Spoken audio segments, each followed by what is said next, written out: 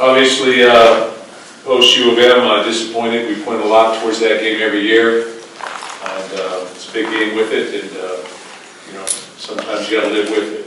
Got to live with it for a year and be able to put it in perspective a little bit as you go forward. But big game. We need to handle adversity better in that football game. I felt. I thought we started early pretty well, and we can go back through the game as we go ask questions if you'd like. But bottom line in the game, I thought that it sort of got away from us with the turnovers, especially in the second half. We kept it close, scored first, and had some penalties as we went down through it. But probably the biggest play in the game was on the 7-7, we punted down to the 2, and we're able to, on 3rd and 7, they were able to convert and then drive down the football field. I felt like we had them in a hole there. I felt we had some momentum. The double penalty when we got down to the 30-yard line or so impacted the game as well. But you got to deal with those type of things. So to me, it's always good about what are we going to do next. 2 crucial games coming up. When you look at what we've done in the past 12 years after the Michigan game, win or lose, big game with success, or game where we didn't have the success, we're a 10-2 football team. So we've got to look at that and try and build on that as we go forward, and that's exactly what we'll do. So Rutgers is up next.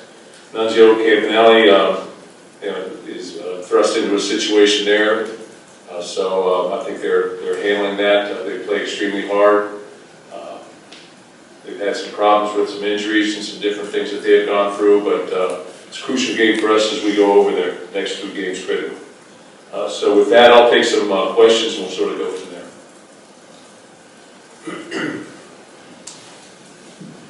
Mark, with the early signing day coming up, talking to recruits, multiple have said other schools are recruiting against you about your future. When you're asked about that by a recruit, what do you say to them? I talk about living in the present. I talk about my relationship with them as a recruiter right now. I talk about the future in terms of what's going on for them, the aspects of whether it's facility upgrades that will be coming here in the next years or 2 years or 3 years as we move forward in that area. And I talk about the future. But I also talk to them very sincerely as well. That I don't want to ever be the point of the discussion. I've never tried to be that. When I got asked these questions in the summer, I talked about living in the present, and that's what I try to do. I firmly try and believe that just like today, I'm watching a recruit for, just like last night, we got a national recruit on campus. He's over at practice. He's at the basketball game. We've got, I'm watching film this morning, watching Rutgers this morning. I'm dealing with all kinds of things that give consideration to the future of this program. So we've got 19 committed players right now. I talk to every one of those players and I talk to them about it. And of course, everybody's going to use anything they can get. I think the fact that we've had stability here has been something that people look for. So I'm going to try to continue to offer them that stability. My obligation is to my players. The obligation is to the university, Spartan Nation as a whole, and so that's my plans to go forward. That's what I said. Mark, a quick point there. Jacob, does he have to sit the first half because of the ejection, or is that just a targeting? I think that's targeting. So he would be available to play start?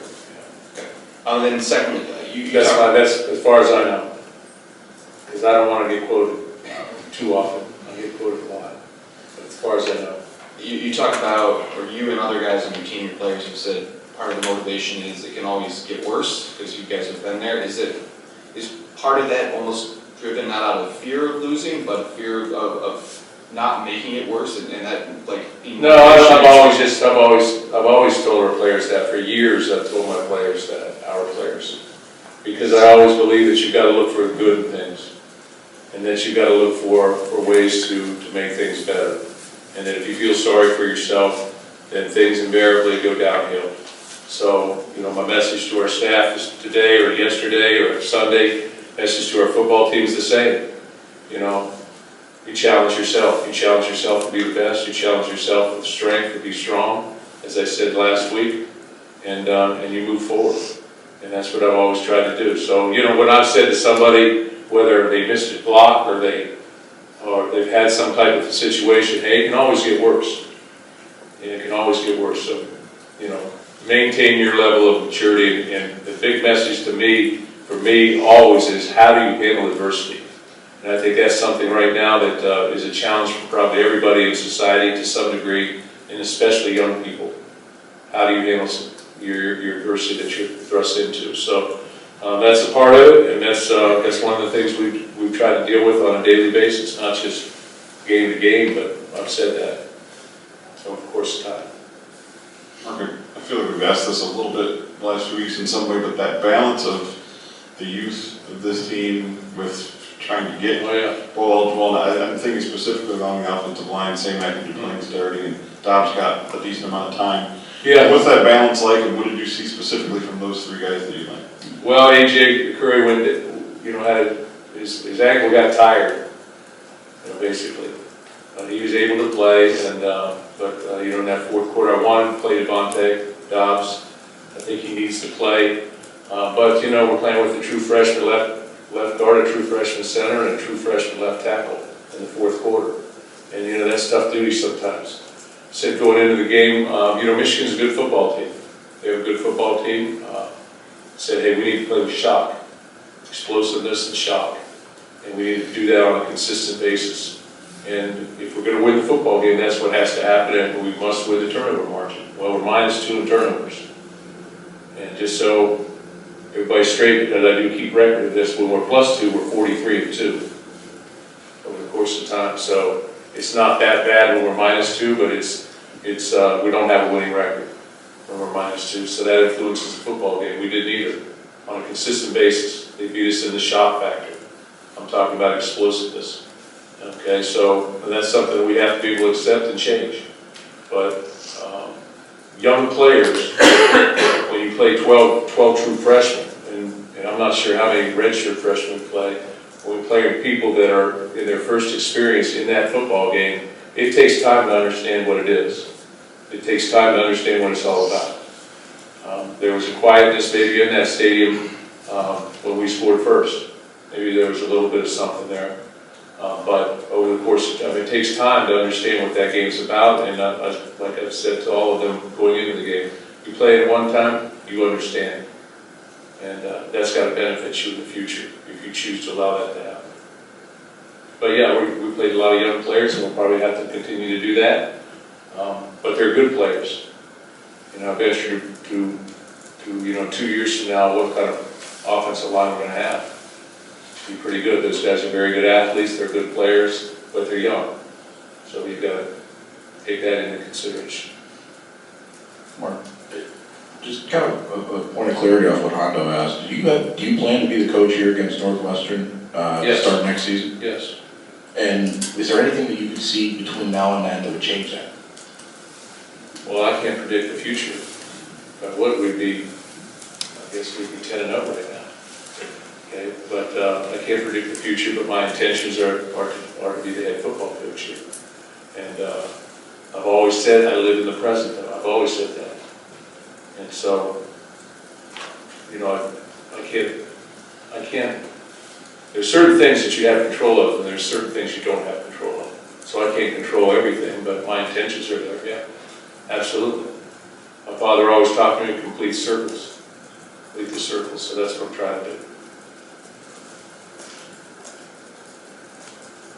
Mark, with Jalen, is he physically, is he 100%? We see him on the depth chart as a star and everything. Obviously, you tell him warming up. Yeah, Jalen could have possibly played some, but he hadn't practiced. He really only practiced on Thursday, so he hadn't been hit, he hadn't been jostling around. Ball security, those type of things. Wanted to give him an extra week to get his feet on the ground, but he'll play. He practiced yesterday, so he'll play in this football game. And would a red shirt for him be on the table, or could you kind of approach that like Josiah last year, where you see how things play out and put it in his hands, I guess? Or well, he only played one game, so he's automatic. If he plays the next two or three, yeah, he would be red shirt. All right, I apologize. Mark, when you I don't know if is there a time, maybe like, I think it was the 2012 season when you guys need to win your last game to get into a bowl, maybe that's an example, but is there another time in your tenure that you can kind of draw for the current situation your team is facing? Well, in 2012, there was that, we had to win our last two football games to go to a bowl game, and we were able to do that. And that was big for us at that time. I guess last year we had to win our last game, I believe. Well, I guess we still would win, but I really haven't thought in that vein. And I just know that where our football team is right now, we've had a lot of injuries. We've got a very tough schedule historically in terms of how it's played out, with the byes in there and playing one game basically in a month. We've had some tough breaks, whether it's officiating or with some different things going on, and I'm not pushing it on that, but we've had some things go against us in that capacity, and we thought we'd have a special season going into this season, but got to deal with things as they are, and that's what we'll do, and that's what I'll do. So as I go in there, I've talked about belief a lot and where we're going from there. We've got a lot of people that basically are praying for us.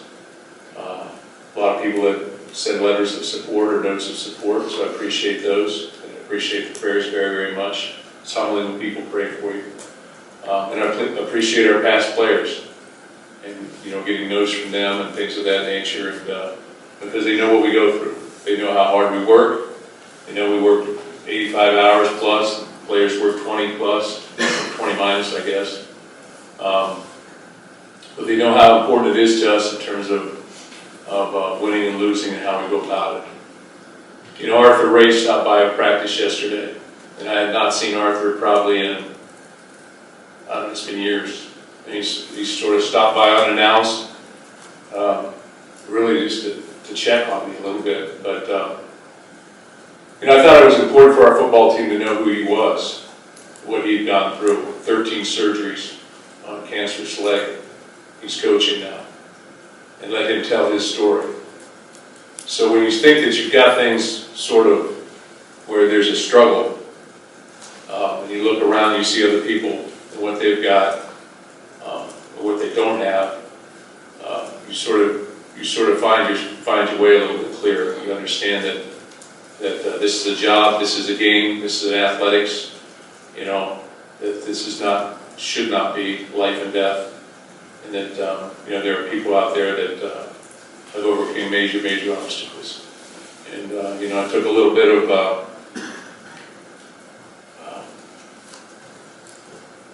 I took a step back and looked at that, and it made life a little clearer yesterday. Mark, in the offseason, when you made decisions, you brought your defensive coaches back on 2-year deals, offensive on one. Can you explain what that reasoning was? Not questioning you doing, I'm just asking why you did it. Yeah, I felt like at that time that was warranted. I think that, that's just the way I wanted to do it, and felt like it was warranted based on how our defense had played, and sometimes there's a separation of those type of things. In the past, it's been certain people. So that's the decision we made at that point in time. Sometimes when you put too much emphasis on things in life, it can escape you. And so how do you handle that when it comes to trying to win these last 2 games to become bowl eligible? How do you make sure that doesn't happen?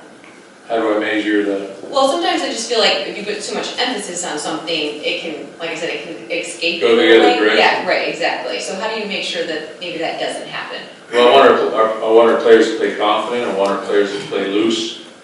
I want them also to understand there is a pressure to playing these games. But also want them to understand that pressure is a privilege. It's a privilege to be the head coach of Michigan State. There's a lot of pressure that comes with it. It's a privilege to be our quarterback. But more pressure comes at that than probably being a defensive tackle.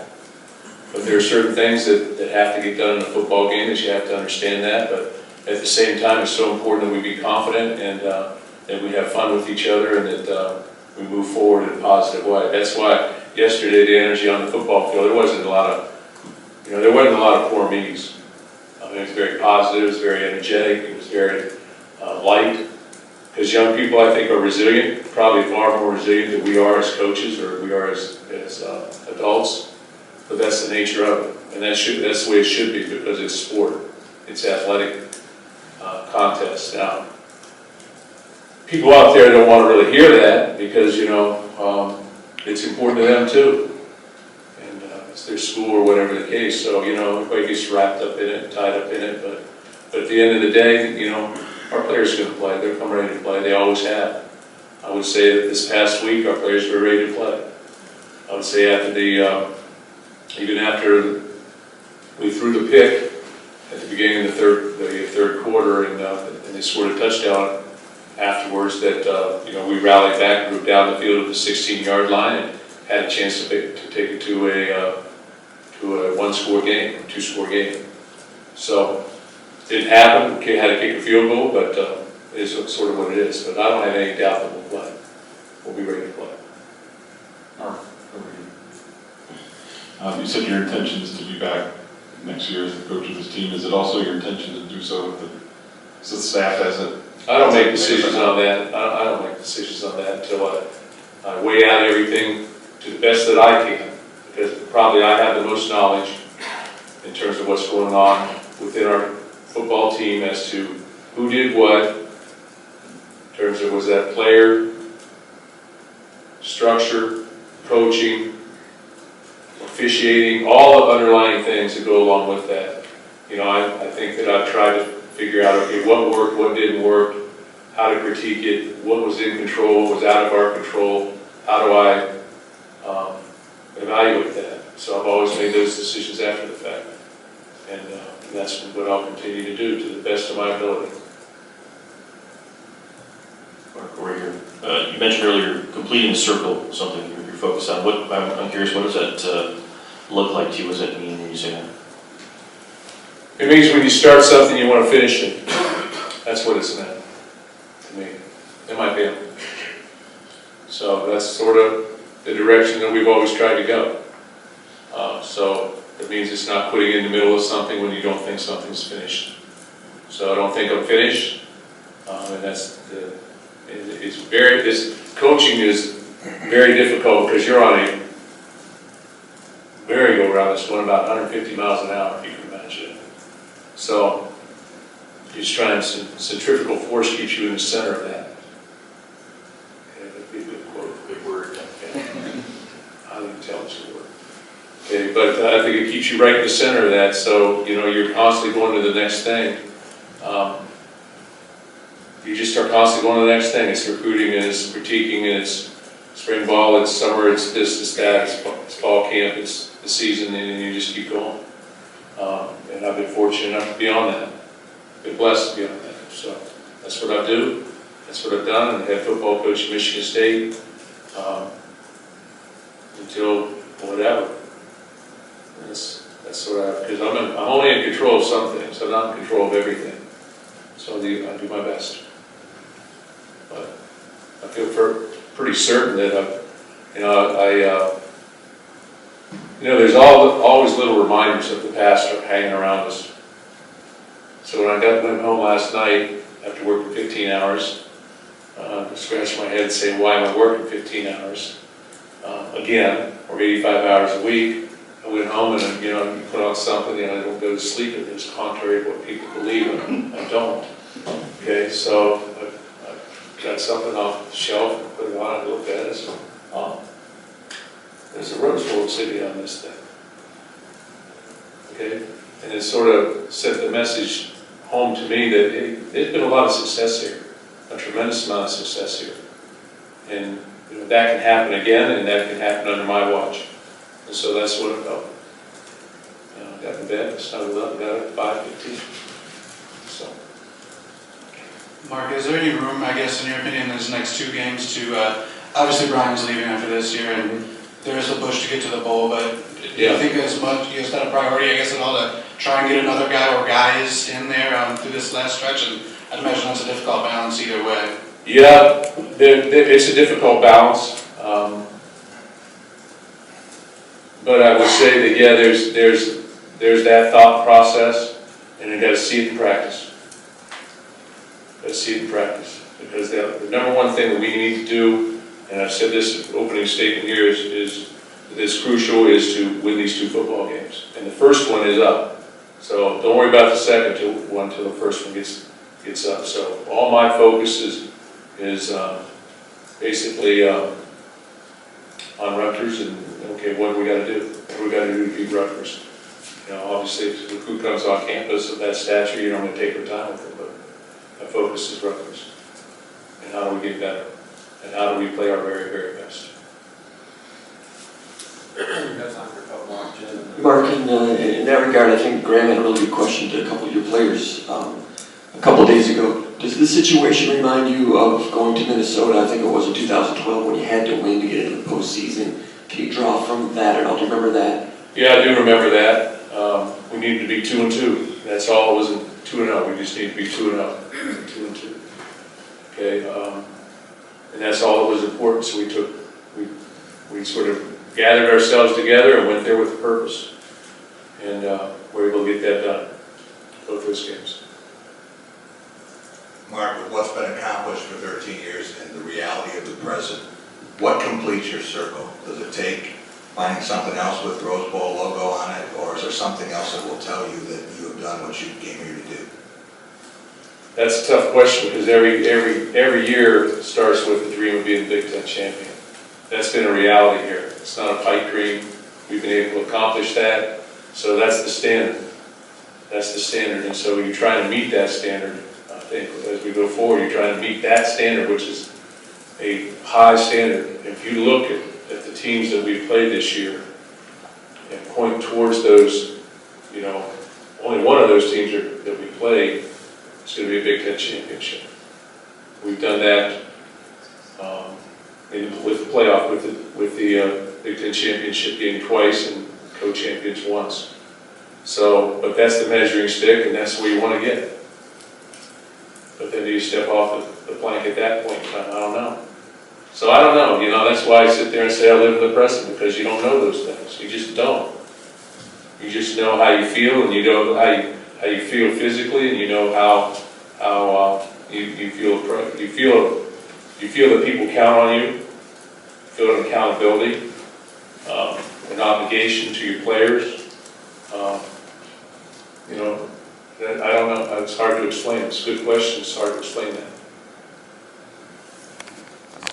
About some of the young players and everything else, but and the Minnesota game and everything, but especially with the changeover coming on the defensive side with so many guys losing, how critical is not only just getting to a bowl game, but getting those extra practices for those guys moving into the offseason? You know, it's always been critical. You know, we've been to a bowl game every year we won.